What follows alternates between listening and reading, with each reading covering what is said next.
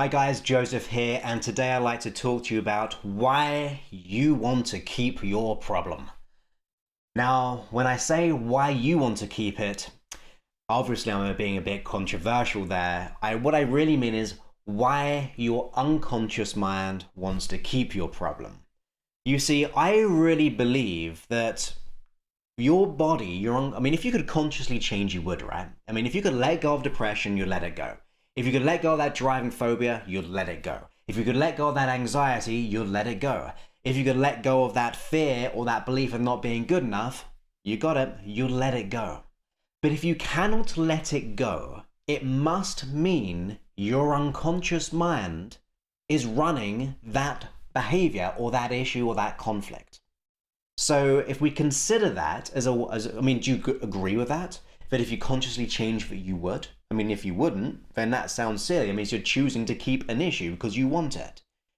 So, it sounds very silly like that. It makes sense if you think, well, if I could change, I would change. But if we cannot, it must mean something within me is running that issue.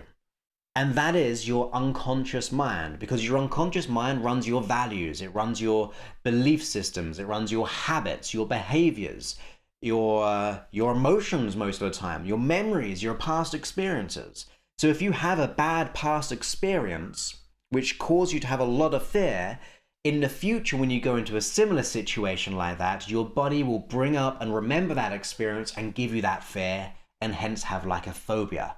It's like we make decisions in our past and it defines how we see the future in front of us, or how we act or react in that future event, or in fact this present moment for that matter.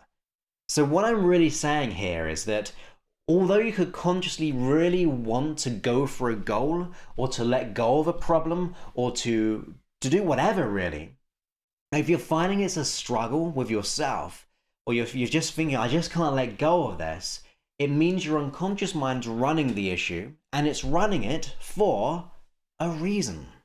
Now that's good news for us, because when we think about that as a principle, as a way of being, we're saying that my body, my unconscious mind is running, for example, this phobia for a reason. It's running this anxiety for a reason. It's running this scarcity for a reason. So what could some of these reasons be as to why we're not letting go of an issue? Well, let's think about it. Why would my body give me an immense feeling of anxiety, or for that matter, fear? Why would it give me all this fear or anxiety? Well, fear is a protection mechanism.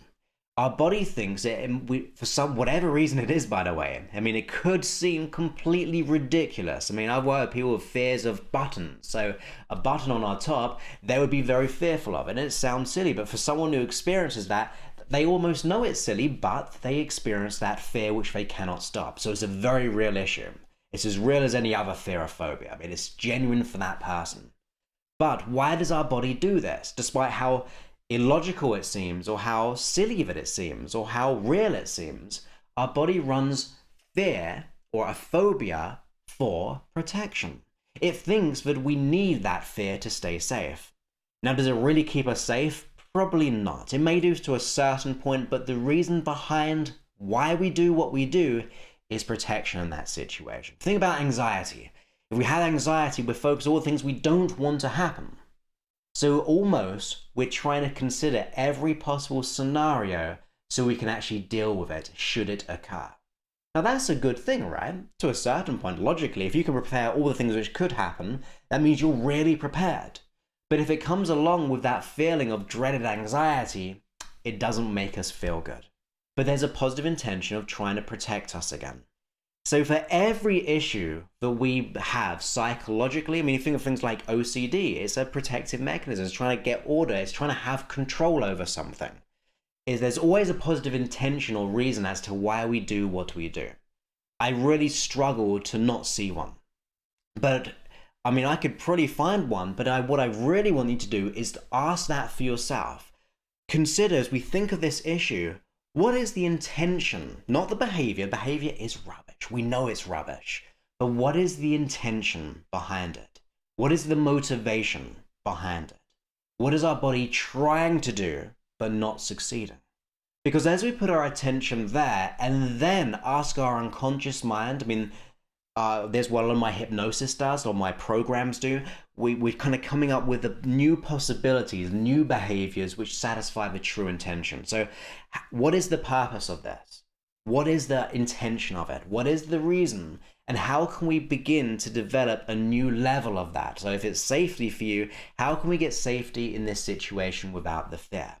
I mean, that's why my hypnosis really works, because we were getting the unconscious mind to learn this and develop new strategies based on being safe, being protected, or whatever the reason or intention is. But the more you know about this, the better it will be, because the chances are your unconscious mind has been running this issue for so long, or even a short period of time, but it was created for the best reasons, and we'll go there. Remind me about that. I've got a good point, so remind me. We go through these situations and our body thinks, because of this, we must be protected. So we've got to ask ourselves that and speak to our unconscious mind to get it to realize this, because the chances are it doesn't know it. So almost on the inside, we close our eyes and say, look, speaking to you, the unconscious mind, I want you to realize, although you're trying to protect me, it's not protecting me. I want you to be like this instead. And you give an example to your unconscious mind where you can still be safe, but without that. I mean, if that was the intention, but in this example, still be safe, but without whatever the issue is. So that is a perfect way. And also, yeah, thank you for reminding me again, because when you think about this, if you had an issue, the chances are when it first came about, you were probably under a lot of stress. You were in, like, it could be some kind of big event, or it could be a small event, but we're very impressionable at the time. And in that moment, our body, our unconscious mind, thought it was the best thing it could do in that precise second. So it tried to do the best it could, but it couldn't. So you could say it did the best it could with all the resources it had in that moment. Now, the chances are you didn't have all the knowledge and wisdom as you do at this age right now. I mean, even if it was a week ago, you probably learned by this video a lot more, that if you experienced that event, you would have done something else. But you couldn't, because at that time, it was happening. But even more than that, it could have been when we were very, very young. And as a young person, as a young, small person, we didn't have all the knowledge and resources. We were just in that situation. So by getting our unconscious mind to realize and talk to ourselves and connect with ourselves, we're getting our unconscious mind to know this too, to be conscious that it's not really protecting us. It's trying, but not. When we start to do that and then give it new opportunities, new possibilities, it'll make that progression, it'll make that journey, it'll make that change. So that's something really important for us. We've got to really try this on and consider there's always a positive intention. So that is why we do what we do, but how can we change it? And that's by connecting with ourselves and coming up with new opportunities, new examples of where we can still be safe, but without the issue. That's such a valuable point, so go ahead and consider that.